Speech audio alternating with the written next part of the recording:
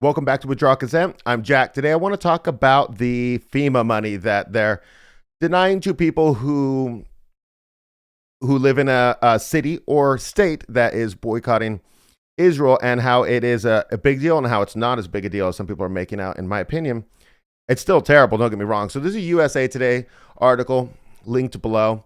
And under references, it's called FEMA Disaster Aid Could Depend on Your State's Policy Towards This Country. FEMA now requires states to certify they won't sever commercial relations, specifically with Israeli companies, to qualify for some disaster funding. Now, this is very legitimate, this story. They even backtracked. I tried to get the tweets that they backtracked on Twitter, where they had changed around there, but I couldn't get them in time. I had to do that a couple days ago, and I was super busy. So there's two different monies here. One is the 1.9 billion that's used for disaster preparedness, and the other one is counterterrorism money that they want to be used towards getting illegal immigrants. They want the states to use the money given to them for that purpose. So, okay, the Trump administration budget cuts at NOAA and FEMA will have an adverse effect on how U.S. responds to hurricanes, experts warn. So keep in mind that this is not, there's a hurricane, and then you're like, oh, you need, I don't know, $1 billion to, I don't know, for search and rescue and repairs and stuff. This is not saying you won't get that. This is saying that preparation money, you won't get preparation money. The requirement applies to at least 1.9 billion that states rely on to cover search and rescue equipment, emergency manager salaries, and backup power systems. People who are overplaying this are overplaying it and saying, hey, there's going to be a disaster at your house, and then the federal government's not going to come for you because you're in a state that boycotts Israel. And there's like 32 or 34 states that have different BDS policies. We have an episode about BDS. I'll link that in the description below under links. If you're interested in seeing that, I believe me and Victor covered it.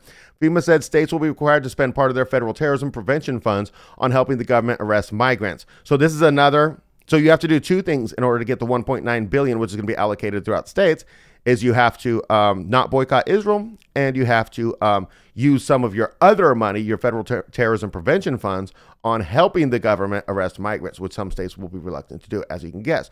So U.S. states and cities that boycott Israeli companies will be denied federal aid for natural disaster preparedness, President Donald Trump's administration announced, tying routine federal funding to its political stance. The FEMA stated in grant notices posted August 1st that states must follow its terms and conditions. Those conditions require they certify they will not sever commercial relations specifically with Israeli companies to qualify for funding. I cannot believe that the terms and conditions of FEMA are that you can't sever commercial relations specifically with Israel. You could boycott whoever you want, for goodness sakes.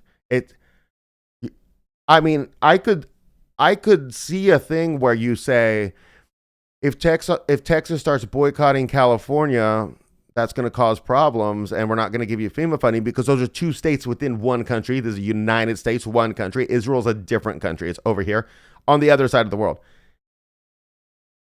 Just bastards. Okay.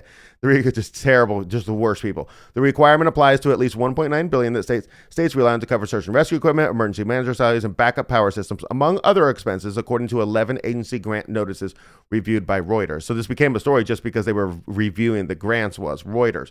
But you see how it's not post-disaster monies, it's pre-disaster monies, which can still save lives, and you. Anyways, the requirement is the latest effort by the Trump administration to use federal funding to promote its views on Israel. The Department of Homeland Security, the agency that oversees FEMA, said in April that boycotting Israel is prohibited for states and cities receiving its grant money. So this is bigger than just FEMA, because the overarching organization over FEMA is DHS. So you can't get any DHS funds, which is why they're putting a condition to these federal terrorism prevention funds as well. But not only can you not get the federal prevention funds if you boycott Israel, but you can't get them unless you use them for what the federal government wants you to use them for. Yeah, and the latter requirement's okay, because they're giving you the money and they have a stated aim. So I'm fine with that. Okay. Let's see. Yeah, we're right here. FEMA separately said in July that states will be required to spend part of their federal terrorism. We did that. The Israeli requirement takes aim at BDS, the boycott divestment. We got a whole episode about that down below. We don't need to learn more about that.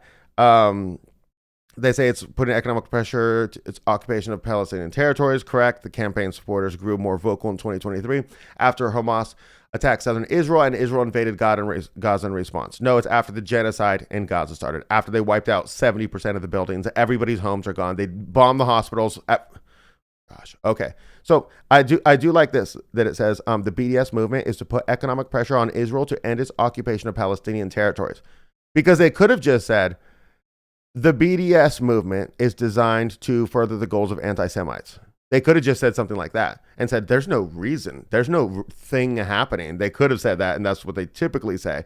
But here they stated a name. So it's not that people are anti-Semitic that they want to boycott. It's that they don't like something that's happening in the world. But you're not allowed to do that if you're American.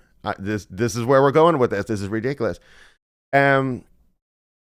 DHS will enforce all anti-discrimination laws and policies, including its relates to the BDS movement, which is expressly grounded in anti-Semitism. They just said this thing. Oh, Homeland Security Secretary Kristi Noem. She's so fake and gay. Okay, listen.